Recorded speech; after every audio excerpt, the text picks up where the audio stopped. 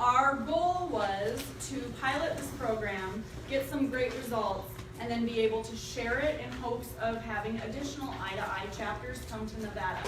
So we are now at the step where this is the third year we're about to begin. We've had some success, Dave being one of our greatest successes that you're going to get to hear about. And we're now at the point that we're ready to share.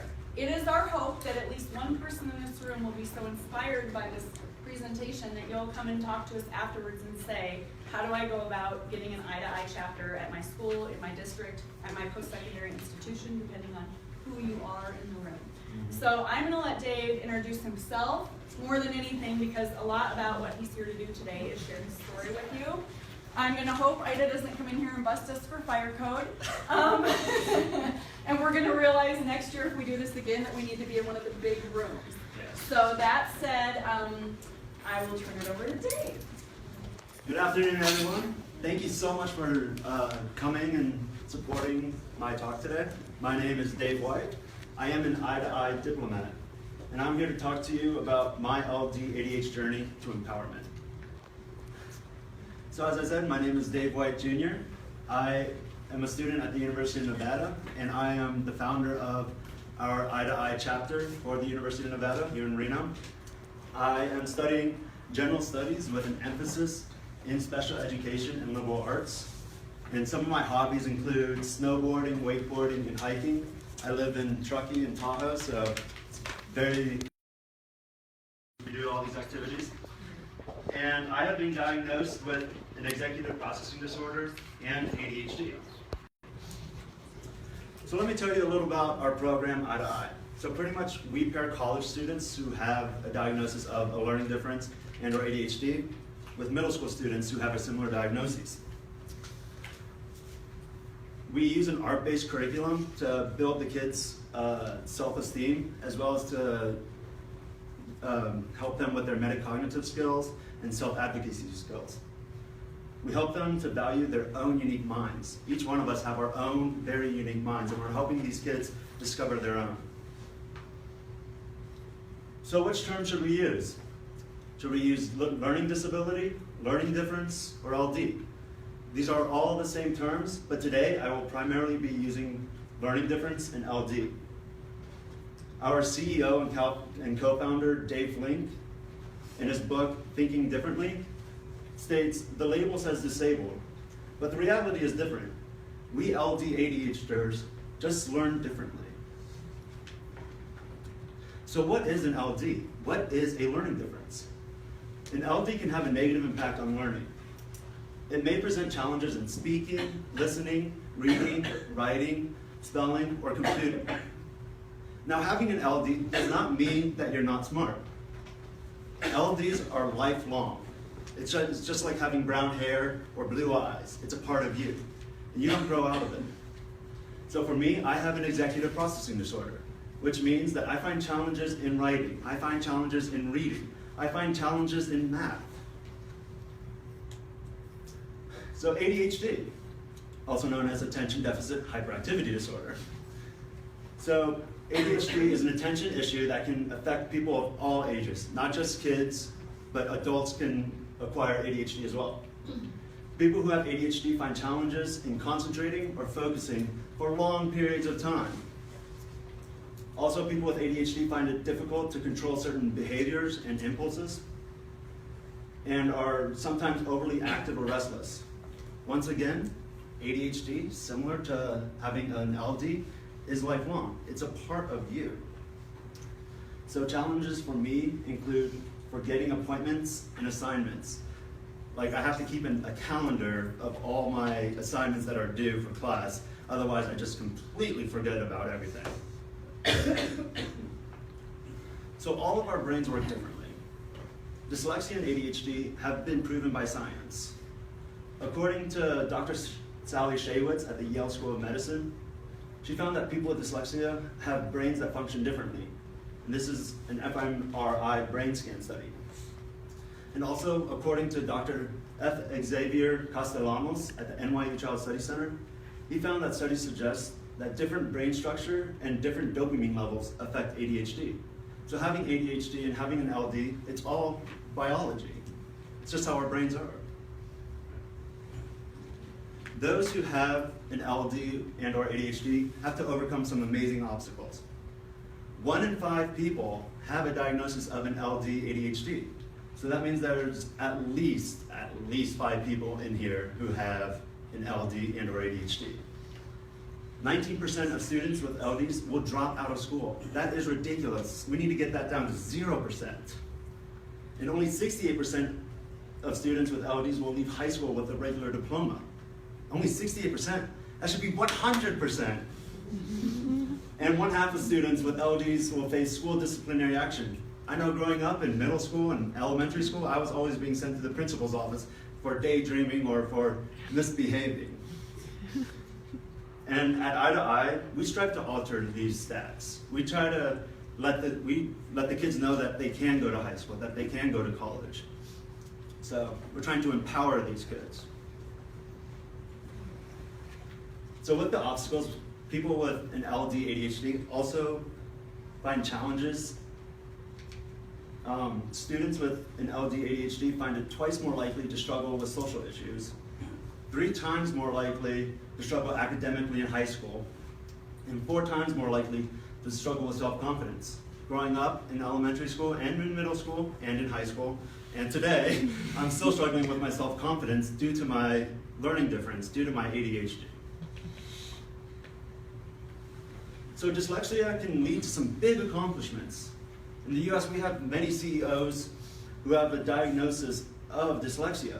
Ted Turner with TBS, CNN, and the Turner Networks, and Charles Schwab with the investing and finance firm.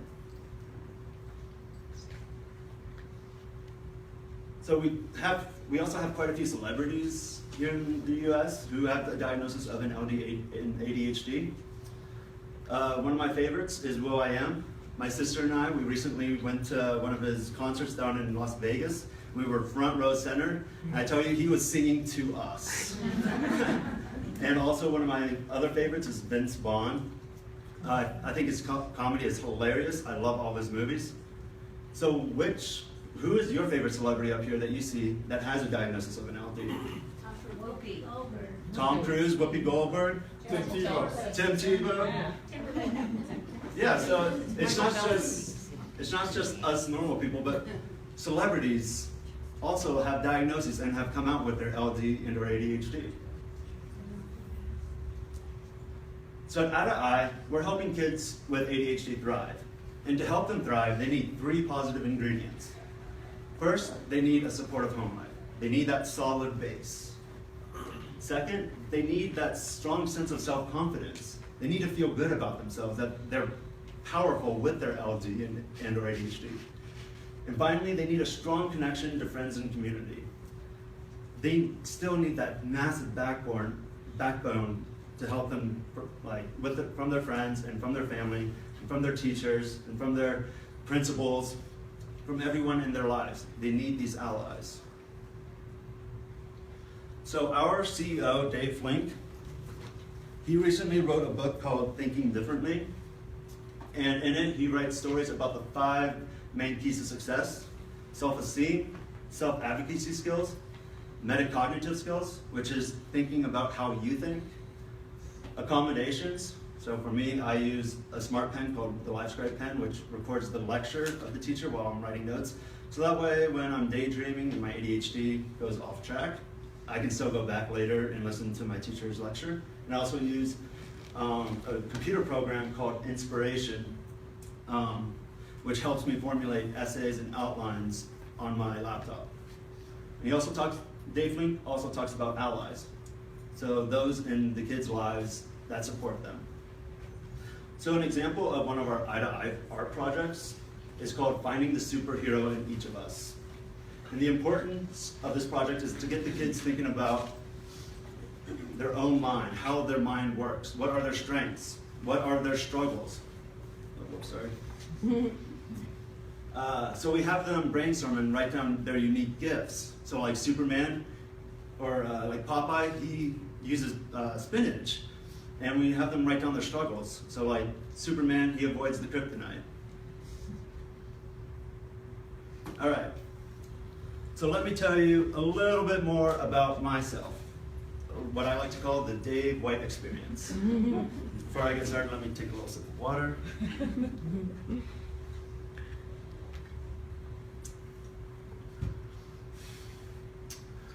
So when I was born, I actually suffered a severe brain hemorrhage due to a traumatic birth, which ended up causing cerebral palsy. And that diagnosis of cerebral palsy ended up leading to my diagnosis of ADHD and a learning difference. So during the first grade, I was mainstreamed from special education into a private school. I was placed in the back of the classroom for 2 reasons. 1, my last name starts with a W, and 2, I was the tallest kid in class. So just behind me was a long panel of windows through which I would just stare out all day long. And just beyond those windows was our school's courtyard. And I would daydream constantly and watch all the kids pass back and forth from math, from recess, from lunch, from PE through that courtyard. What was going on outside there was way more intriguing to me than what was going on inside the classroom. I was also a year younger than every other kid in the class. So when came time for reading circle, I struggled. And I was picked on and bullied because of the fact that I struggled with reading and because I was daydreaming watching all the kids pass by. So my teacher, she liked to play a game called popcorn. How many of you are familiar with the game called popcorn? Quite a few. So pretty much the teacher would call on a student and they were expected to pick up their reading. So we're playing popcorn and my teacher, she calls on Jimmy, and Jimmy starts reading. But while Jimmy's reading, I'm looking out those windows watching that squirrel take an acorn up and down a tree. That was way more fun to me to watch than to pay attention to whatever Jimmy was talking about. So Jimmy stops reading and my teacher calls out, "All right, David, it's your turn to start reading." Excuse me. Fidgeter. So she calls on me, and I gave her this big old blank stare because I had no idea where we were at in the reading. And I felt a little bit outcasted and felt very lonely, felt like everyone just stared at me. So later that spring, my mom, who's a nurse, she started noticing that I was having trouble paying attention in day-to-day activities, not just school, but in everything. And my mom noticed this, not my teacher. So she took me to my pediatrician's office. And I walk into the pediatrician's office, and in the waiting room is a big old koi fish pond with a big sign in red letters that says, "Please do not touch the fish." But you know what? I'm 7 years old. I'm not gonna touch the fish. So I go up to the pond, start splish splashing, and the nurse, she comes into the waiting room and calls out, "All right, David, it's your turn to come and see the doctor." So the nurse, she takes me through this big wooden door into the examination area. And she takes me down this long aisle of exam rooms on my left and exam rooms on my right. Finally, when we reach my designated exam room, there's a copy of Dr. Seuss's famous book, Green Eggs and Ham, sitting on the counter. So I pick it up and I start flipping through the pages, and knock, knock, knock, knock, knock, in walks my doctor. And he sits down at like eye level with me, like you would a 7-year-old. And he just starts a conversation with me. Due to the prior knowledge of my cerebral palsy and my cerebral hemorrhage, my doctor ended up coming to the conclusion that I have ADHD as well. And that was huge, that was monumental. So as a result, I was actually held back for another year of first grade. Now when I heard that I had to repeat the first grade, I thought to myself, why am I being punished? Why am I being reprimanded? And I was also petrified because I didn't want another class of first graders to bully me and pick on me, because I would still be struggling in reading circle. I'd still be looking out those windows, watching the squirrels. But rather than picking on me and bullying me, this new wave of first graders, they accepted Dave White. They accepted the fact that, yeah, I'm not a very fast reader. Yeah, I daydream all the time. They embraced that fact. And that day, that new group of first graders, they became some of my biggest allies, and to today, some of my best friends.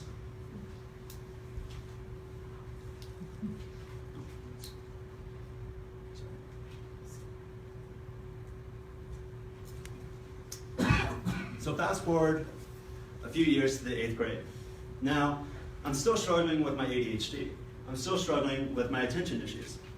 But now, I'm starting to struggle with my math class. I'm starting to struggle with my English class, which requires me to write. I'm struggling with my history class because it requires short essay answers. And those were the killer for me that year, short essay answers. So the main class that I had short essay answers in was my history class. So one day, we're taking our history exam, and all the other kids in my class, they get up and they all turn in their papers at the same time, and they head off to recess. Now while they're turning in their papers, I'm looking at my exam, and I still have more than halfway to go. And I was kind of freaking out. So my teacher, he actually noticed that I still had more than 50% of my exam to go. So he let me stay and finish my exam during recess time. This was probably the first time I ever received any sort of accommodation or any sort of help from a teacher. So once again, my mom noticed that I was struggling with my writing and my math. So she wanted to see if there was something besides my ADHD that was hindering my learning experience. And she took me to a renowned psychologist in the area. So I go to see the psychologist, and we walk into her office, and I tell you, it was tiny. It was maybe about the size of a dorm room. I didn't know what to think about it. And there was one window peering out into the outside world. So I kind of felt trapped at the time as well. So I sit down and start doing our pleasantries, I'm Dave, tell her a little about myself. And then all of a sudden she just jumps right into this testing. 4 hours straight of non-stop testing. And I am 13 at the time, and I've never taken an exam like this, ever. Especially for someone with ADHD. So most of the examinations that she was running were based on memory. So for example, she would ask me, she would state like a random list of words or letters, and somehow she expected me to regurgitate them back to her. I looked at her like, what are you talking about? So finally, after the long, grueling 4 hours, the psychologist came to the conclusion, once again, with that prior knowledge of the cerebral hemorrhaging and the cerebral palsy, that I also have an executive processing disorder. Now, what does an executive processing disorder mean? It means that I struggle with understanding math concepts. It means that I do struggle with formulating essays and essay questions. This was absolutely monumental because this was the first time that I was able to finally put this label as to why I was struggling in that history course, taking those exams. I finally knew, okay, cool, this is why it takes me so long to take tests that require short essay answers. Also, with the knowledge of having an executive processing disorder, with having this knowledge of having this LD, when I entered into high school, I was able to start receiving accommodations. I was able to start receiving extra time on my exams. Excuse me. So by my junior year, I had already been receiving accommodations such as extra time on my exams for 2 years now. So all my teachers were already accustomed to the fact that I am able to go finish my exam in my advisor's office. So during high school, I'm still struggling with math. I swear, math to today is still a foreign language to me. So one of our required classes was Algebra 2/Pre-Calculus, and this was one of the required classes that we all had to take. So once again, test day comes along, and every other kid, all my peers, they all finish their exams, turn it in, and go off to break, while I still had 50% left to go. So my teacher, who knows that I am able to receive extra time, she has me wait outside her classroom while she went to go run an errand, and then she would be back. So the way our classrooms were, they opened up into courtyards. So I was just sitting on a bench out in the courtyard waiting for my teacher to come back so that way I can finally finish this exam. And a group of students come by and they start talking to me and we start conversing. We're talking about, oh yeah, it's going to be a great winter, or something like that. Nothing about math, nothing about Algebra 2, nothing about 1 + 1. And these kids, they were waiting for their history class to start. So my teacher, she comes back and she sees that I'm conversing with these students, and she automatically assumes that I'm cheating. So she just starts screaming at me, calling me a liar, calling me a cheater, calling me this, calling me that. And this was the first time that I'd ever had a teacher reprimand me for doing something that I wasn't even sure that, I didn't think that I did anything wrong, honestly. So I honestly just broke down in tears. And I went straight to my advisor's office and told her the whole spiel about what just happened. And my advisor, you know, she's one of these like very warm-hearted souls that I can like just embrace all the time and I can come to whenever I have trouble. So I sit in her office for about an hour or so telling her about what happened, and she tells me, hey Dave, we actually offer an Algebra 2 class that moves at a slower pace that you might be interested in. And when I heard that there was an Algebra 2 class that moved at a slower pace, I was like, that sounds amazing to me. So I won't have to be rushed or anything like that while trying to learn. So rather than learning each math concept per week, we would be learning each math concept per 2 weeks. And so after moving to this lower pace math class, I was able to better understand the math concepts themselves. And I tell you, it was absolutely heaven for me. I was on cloud 9. Excuse me.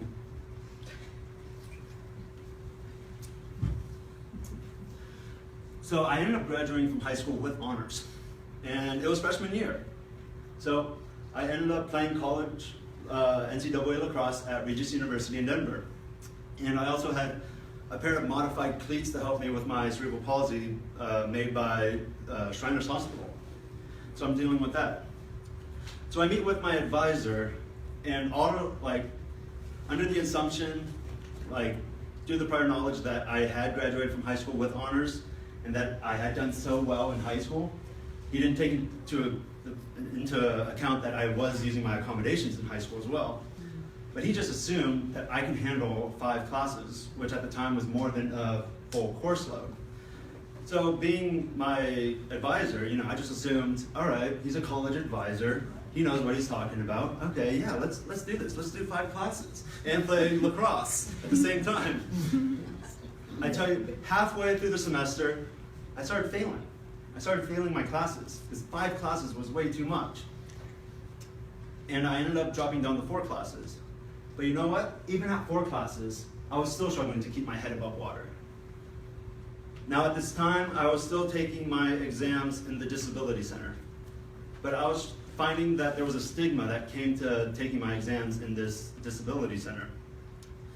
So every time I left the class to go take my test in the Disability Center, the following class period when I would return, my friends, they would ask me, hey Dave, why weren't you in class the other day to take the test? And honestly, I didn't know how to tell them that I have a learning difference and I have to take my exam in a completely different building and get extra time and all this. I didn't know how to tell them that. I was somewhat ashamed of it. So as a result, I ended up stopped going to take my exams in the Disability Center. And I ended up to continue failing my classes, unfortunately, as a result. And I also fell into a depression. I felt very lonely at that time. And one day, while I was sitting on my bed in my dorm room, all alone, an envelope was slipped underneath my door.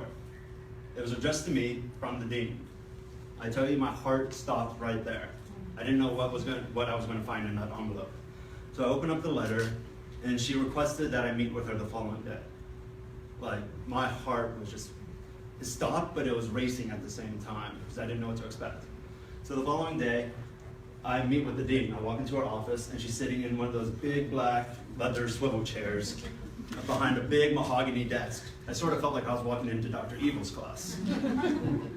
So I sit down, and we start talking, and she asked me why I wasn't taking my exams in the Disability Center, and she asked me why I wasn't attending classes. After an hour and a half of what I thought was the longest time I've ever, it felt longer than that psychologist's exam. But right before I left her office, she said, we request that you withdraw from the university. Yeah. And I didn't know how to respond because I felt like I fell through the cracks. So, but you know what? As a result of being asked to withdraw from the university has led to many new and just great opportunities, and many new doors have opened for me as a result. Excuse me just a minute.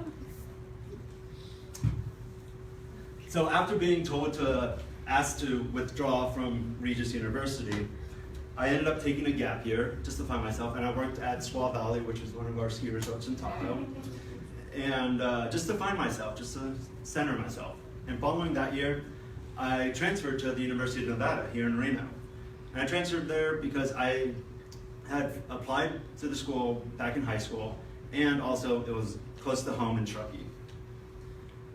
So I was very nervous about going back to a four-year school after this traumatic incident that I had at my prior four-year school.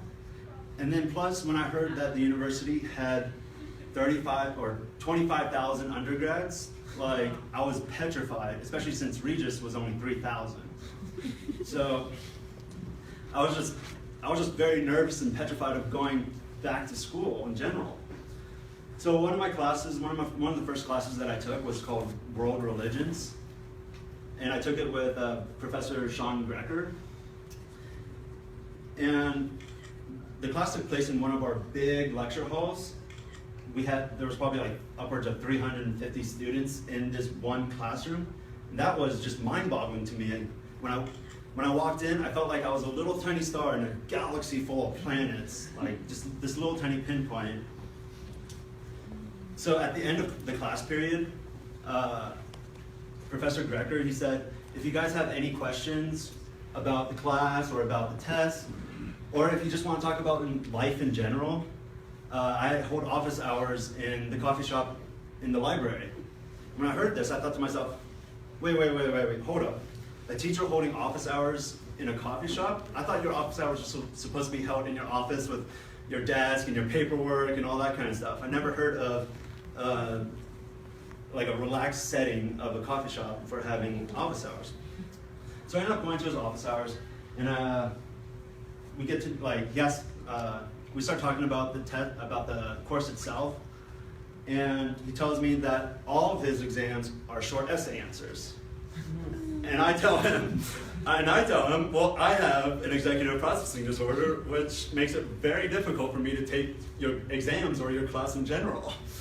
So after hearing this, he actually told me that if I come back every other week to work with him, just as a review session, he'll actually buy me coffee and a scone. So the entire semester, I got free coffee and scones from Professor Grecker.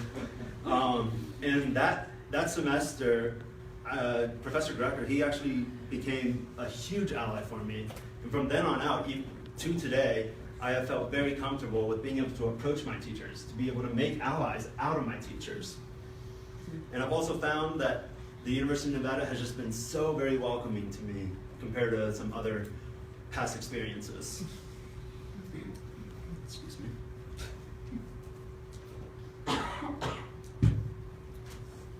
So the following year, I was looking for a part-time job.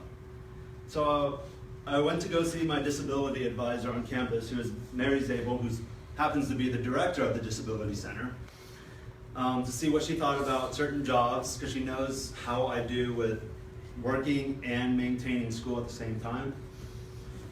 So she knew that I was sort of looking for something where I can work with kids or work with kids with disabilities.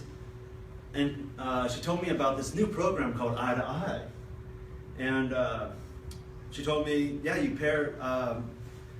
go into a middle school and you work, you would be mentoring these kids using an art-based curriculum, and you would be pairing yourself, who has a learning difference, and other college students who also have similar LDs, with these kids.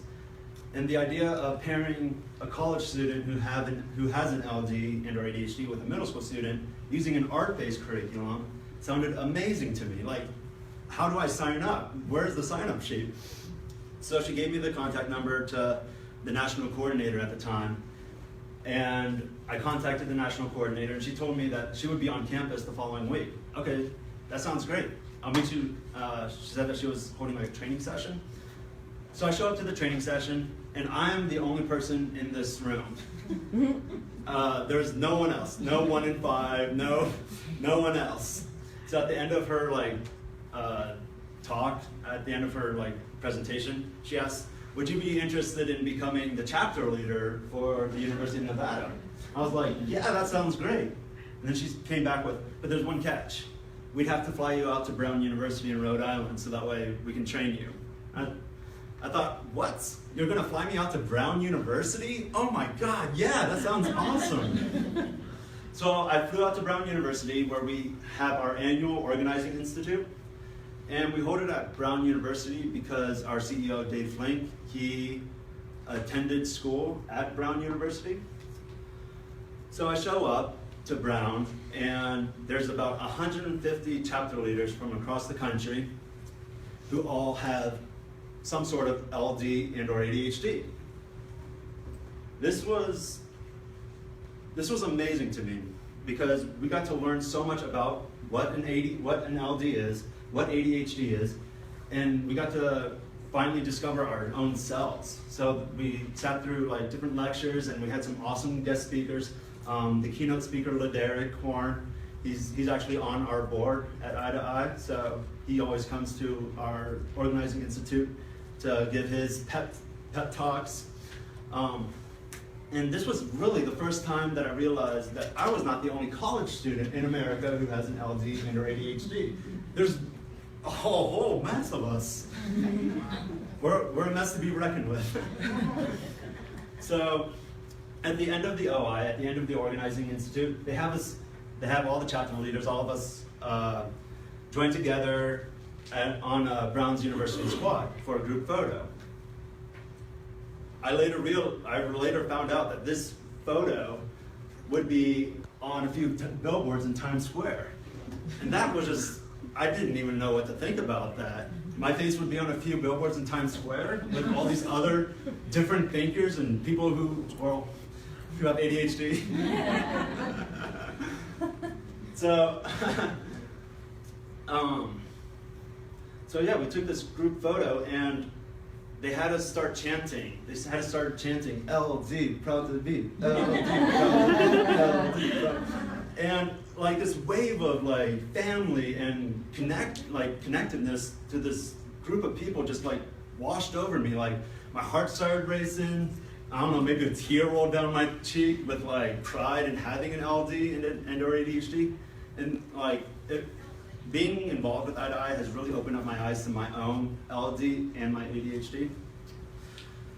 So today, I am trying, and we are trying to build a stronger community on the University of Nevada's campus. So as you recall, I said that there are 25,000 undergrad students on our campus, and that's not our grad students. That's 25,000 undergrads. So that means that there's at least 5,000 students on our campus who have a diagnosis of ADHD or LD thinkers. So we try to hold different functions, we'll be over at the Grand Sierra Resort in 3 weeks for laser tag night and bowling. So we're trying to build a stronger community here on campus for all of us who think differently. And also today, I found that teachers are invested in me now. I can go to my teachers, I can tell them, hey, I have this LD, I have this executive processing disorder. That Professor Grecker, he became the headway for me from creating allies out of my teachers. I would have never felt comfortable with going to a teacher's office hours if it wasn't for him. And also, I have utilized new forms of different accommodations, so I've always sort of used that extended time. But like I told you, I also use the LiveScribe pen, which takes the lecture notes for me. I use that computer program, Inspiration, which helps me formulate essays and thoughts and everything, helps me brainstorm.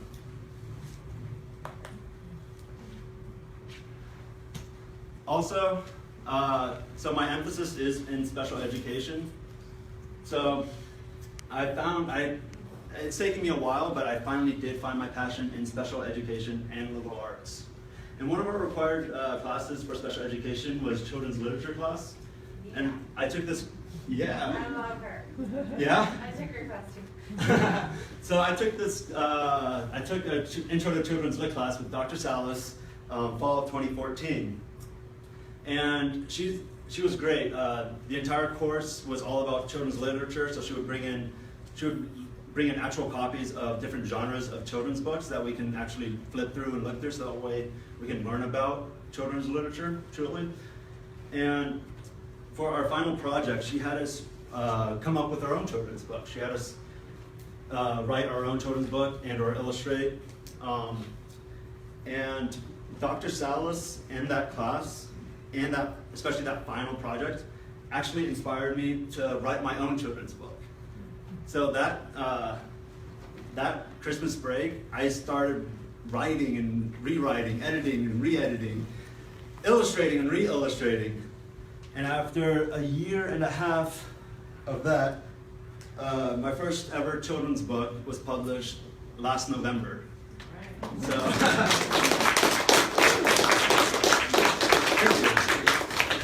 which is kind of amazing because I have an executive processing disorder, which makes it difficult to write. But this, like writing Jack and Pawpaw's Spectacular Journey was very fluid to me. Read it to us. Pass it around. Oh yeah, I'll pass it around. Remember popcorn? Remember popcorn? Got real quiet all of a It's like, No, I don't mind reading it to you if you like want it. Read it. Read it. You're the author. Okay. The author. All right, cool. All right. All right. Jack and Pawpaw's Spectacular Journey. This book serves as a reminder for all kids to continue dreaming big, big dreams. When kids dream big, big dreams, magic happens. Jack is your average little boy who loves skateboarding, snowboarding, and hiking with his friends. Jack lives alone with his grandpa, Pop-Pop. This is Jack's grandpa, Pop-Pop. Pop-Pop is a zany, totally wacky scientist who fiddles with his inventions in the basement. Pop-Pop does not like to be disturbed. One day, when Jack was reading the comic strips in the news, something caught his eye. An advertisement for Space Martian Day at the State Fair. So Jack slowly tiptoed downstairs into the basement, passing the many keep out signs on his way. Pop-Pop, Pop-Pop, hollered Jack. Pop-Pop was tinkering with a new invention. Pop-Pop, Pop-Pop, let's go to Space Martian Day at the State Fair. The State Fair? Why on earth do you want to go to the State Fair? Pop-Pop asked. To go on the rocket ship ride, of course. No State Fair today, no State Fair never. No State Fair whatsoever. So the following week, Jack slowly tiptoed downstairs, passing the many keep out signs on his way. Pop-Pop, Pop-Pop, hollered Jack. Pop-Pop was tinkering with a new invention. Pop-Pop, Pop-Pop, let's go to Space Martian Day at the State Fair. The State Fair? Why on earth do you want to go to the State Fair? Pop-Pop asked. To play with laser guns, of course. No State Fair today, no State Fair never. No State Fair whatsoever. Jack was furious with Pop-Pop for not wanting to go to the State Fair. So that night, Jack went outside and gazed at the big red planet Mars and thought to himself, what if we went to Mars? So in the morning, as the sun rose, Jack slowly tiptoed downstairs into the basement, passing the many keep out signs on his way. Pop-Pop, Pop-Pop, hollered Jack. Pop-Pop was tinkering with a new invention. Pop-Pop, Pop-Pop, let's go to Mars. Mars? Pop-Pop asked in disbelief. How about instead of Mars, we go to the moon on my new rocket ship invention? Yeah, let's go to the moon, exclaimed Jack. So Jack and Pop-Pop loaded the rocket ship and set course for the moon. When Jack and Pop-Pop landed on the moon, they slowly bounced off the ship. Jack cautiously glanced to his left and cautiously glanced to his right. The coast is clear, exclaimed Jack, excited to be there. What Jack and Pop-Up did not realize was that they were not alone. Unaware of the many space creatures, Jack and Pop-Up found themselves sprinting for their lives, being chased by a moon rock monster and aliens with laser guns. While running away, Jack fell into quicksand. Pop-Up, Pop-Up, help! So Pop-Up yanked Jack out of the quicksand, and they sprinted to the rocket ship while being chased. Jack and Pop-Up reached the rocket ship successfully. Pop-Up, let's go to Space Martian Day at the State Fair. Setting course for the State Fair.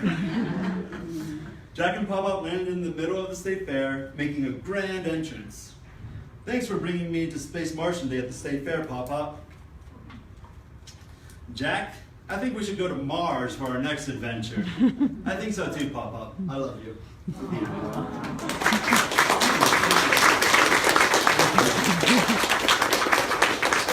Thank you for letting me read that. That was cool. Thank you. So I have actually sold over 100 copies of this book nationwide, and to Canada, Argentina, New Zealand, Australia, and Brazil. Like last week, I sent a few copies off to this mom in New Zealand, and she posted on her Instagram and Facebook on her own profiles like pictures of her kids with like 3 copies of my book in their hands. So it was just cool to see how far this book has like reached around the world, literally. I also have a website, www.jackandpoppopshop.com.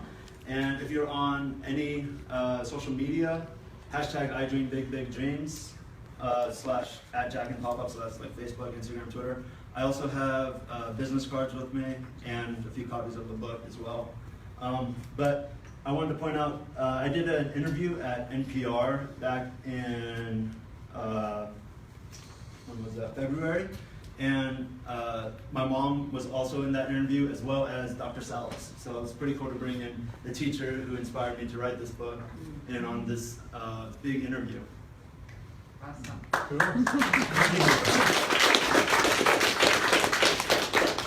So that's my journey with Jack and Pop-Up's Spectacular journey. So what about my future journeys as well?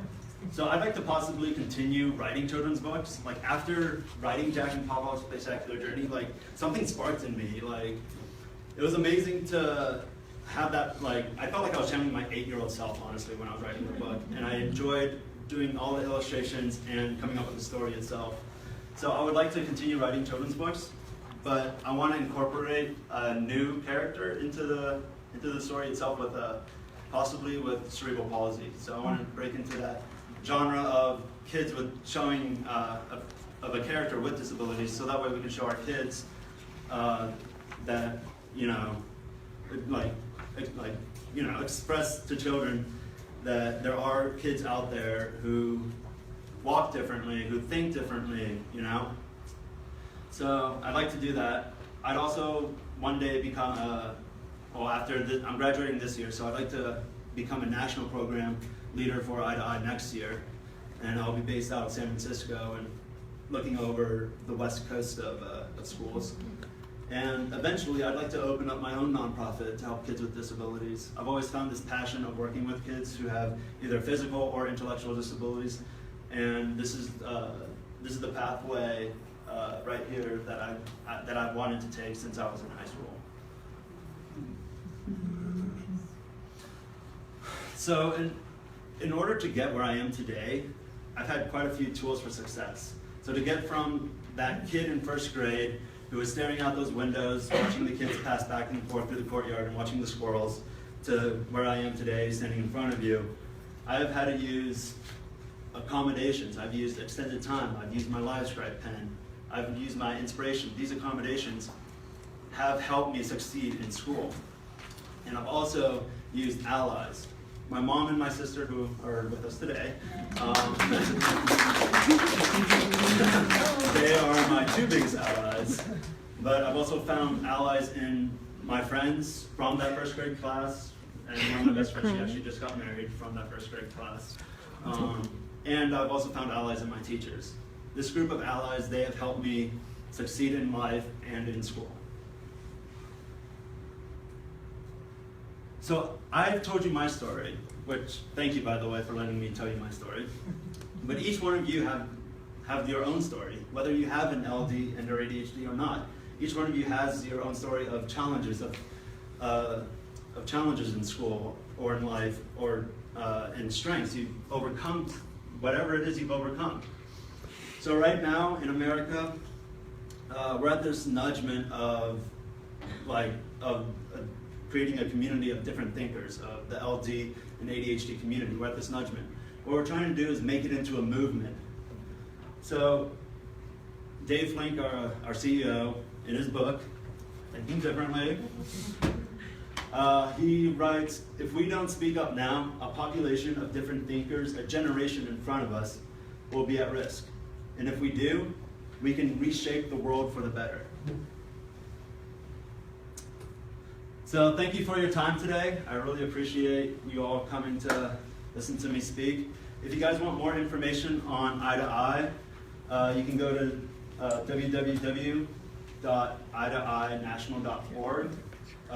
We're also on Facebook and Instagram. And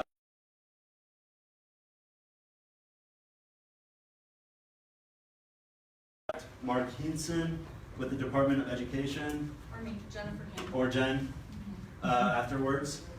And you can always text Learn On to 22828. But yeah, if you guys have any questions, please feel free to ask me. But yeah, thank you. Does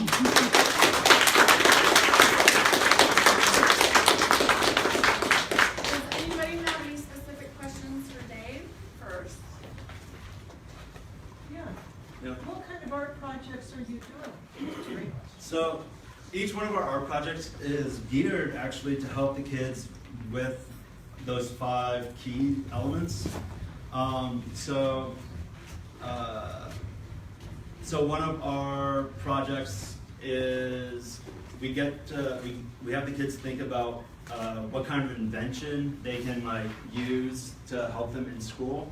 So we have them actually create an invention that they feel would actually help them out in school. Most of them come up with a pair of glasses that helps them visualize how to answer math questions, or a giant pen to help them write better, that kind of thing.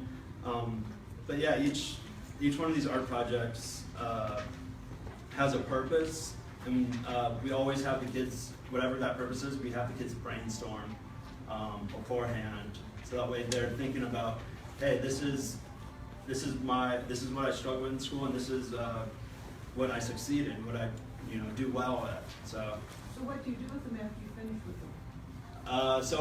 We go in once a week to middle school. Here in Reno, we go to Clayton Middle School.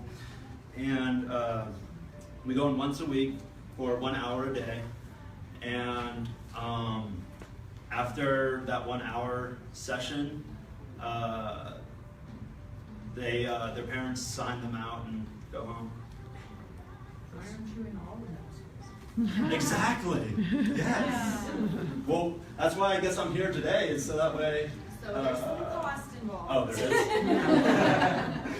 Which he's not on that side. So if you have questions, if you are I am somebody. not aware of that side. So the beautiful thing is that we've had Nevada Department of Education, who I work for, we have a long-standing relationship with Eye to Eye.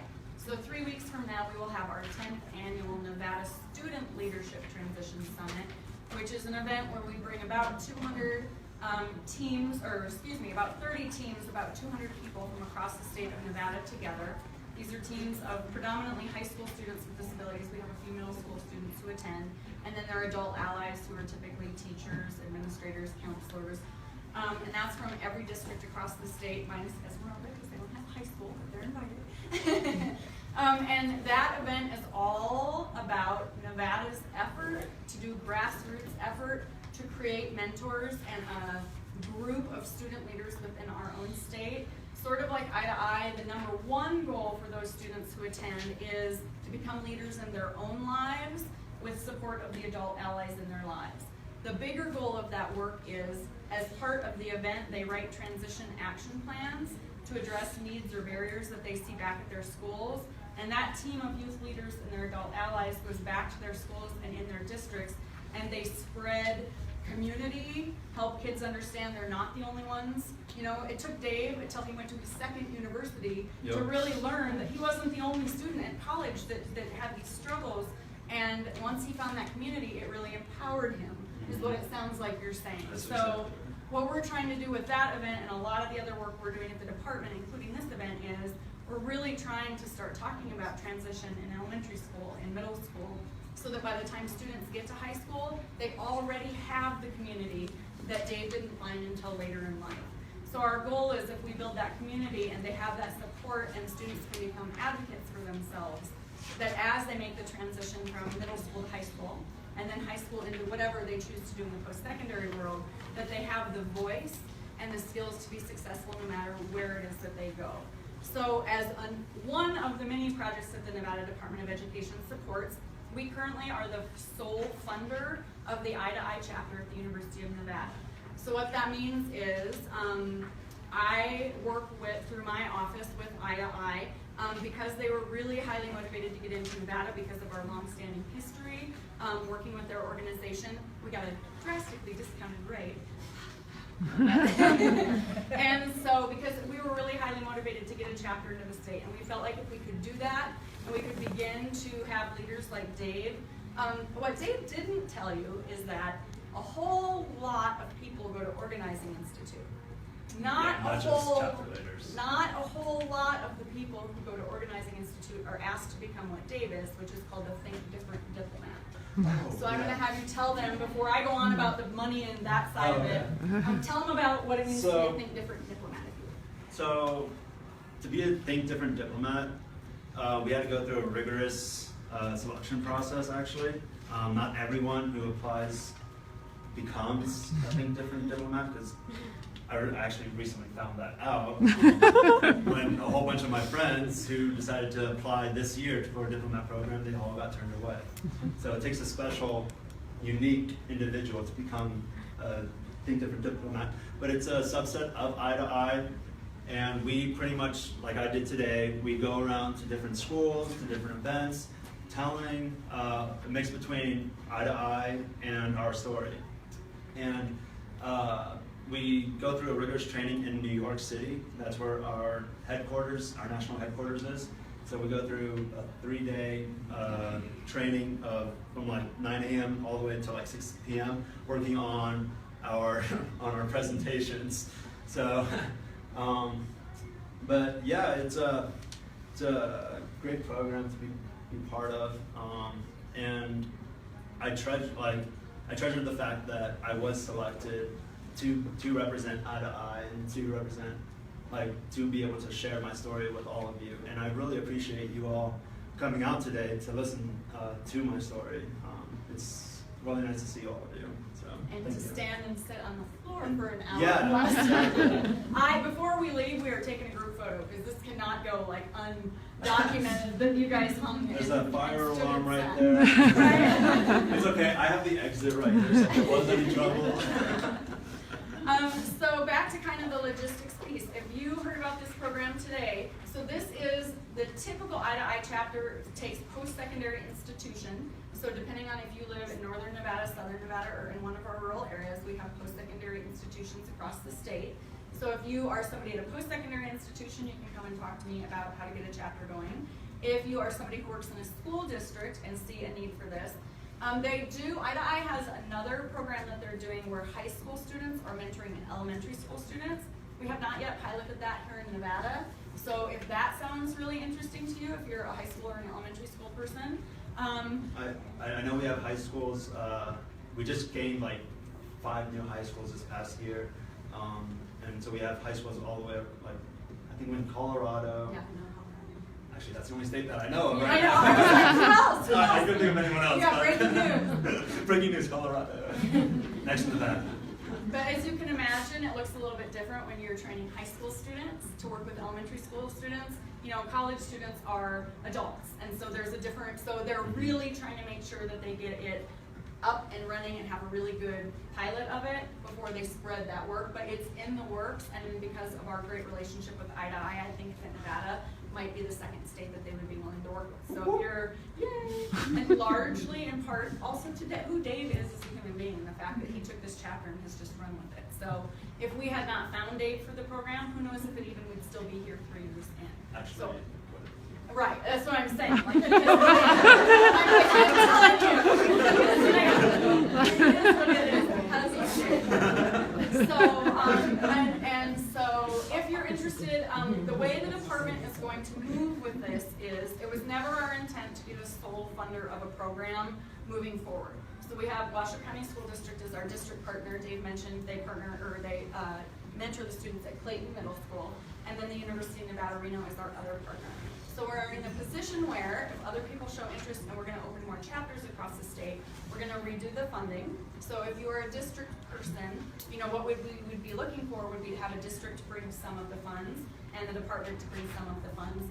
And if you are that person and want to talk to me about the funds, I won't take the rest of your time, because as a classroom teacher, you're probably not that person, but you know who is that you can send to me.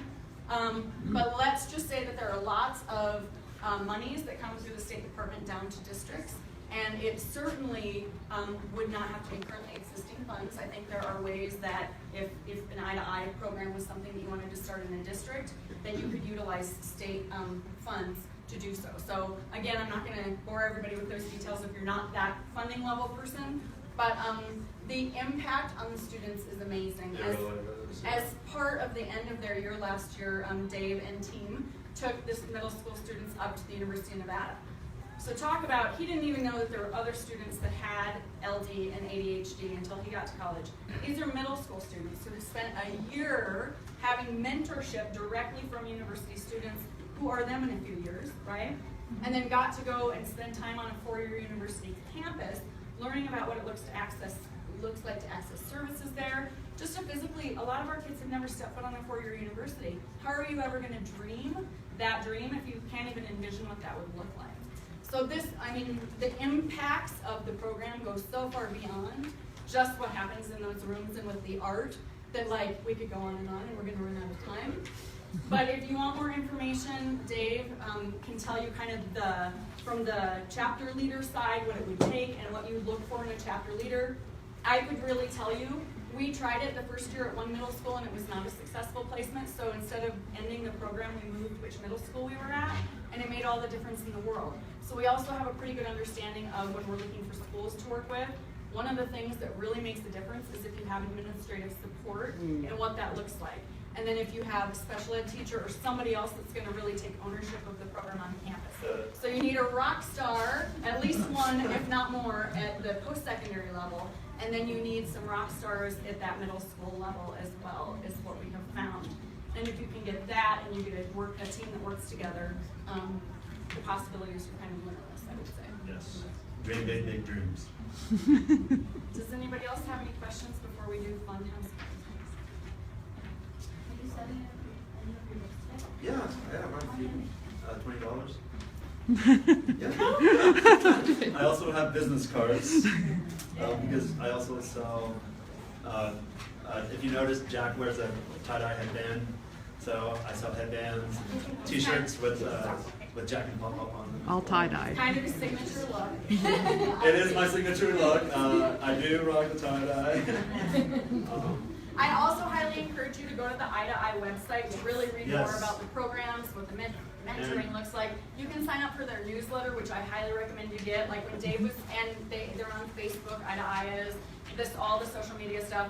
When Dave became a Think Different diplomat, they did a featured article on him. So it was a very proud moment for Nevada, because in addition to representing Eye to Eye, he represents us no matter where he goes and who he speaks to. So that's super What's your exciting. email contact? Me?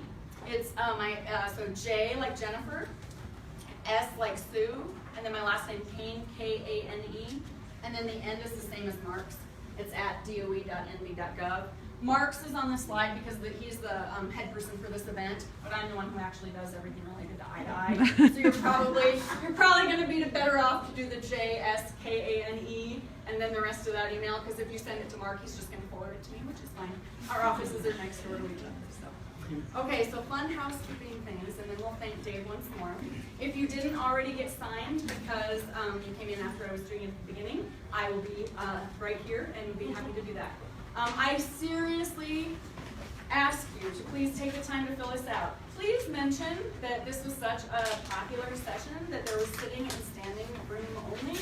So that next year, if we have Dave come back again, we get like pavilion A, B, or C. That would be really helpful. I am on the committee that works on bringing in the speakers every year for the conference, and I can tell you, we thoroughly read every one of these evaluations, and we make determinations about who we bring back to speak again, or other speakers we look to bring in based on your feedback. So I don't know if anybody's really taken the time to share that with you today, but I can't stress enough how important the evaluations really are. I promise you, we read every single one of them after someone types them into Excel spreadsheet, which is really nice, to deal with that piece of it. So anybody have any last questions for Dave? And otherwise, thank you so much. Thank you. First official Yeah, appearance. this was my first, this is also the first time I've ever told the public about my LD and or ADHD. So thank you for Thank you. We practice outside.